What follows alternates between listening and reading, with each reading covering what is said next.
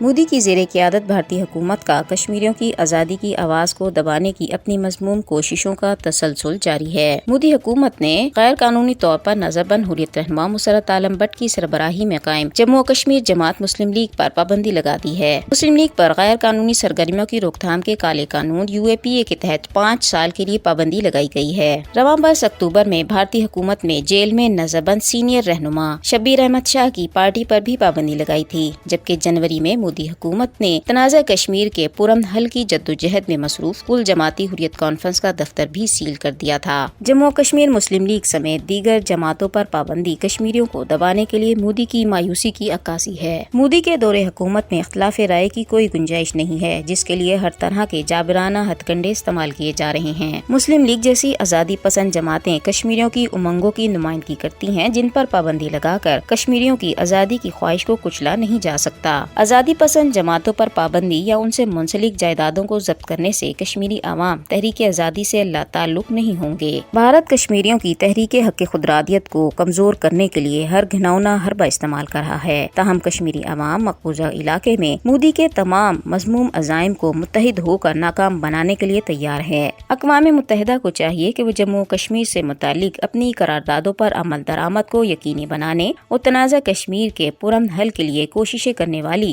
مقبوضہ کشمیر کی جماعتوں پر بھارت کو پابندی لگانے سے روکے۔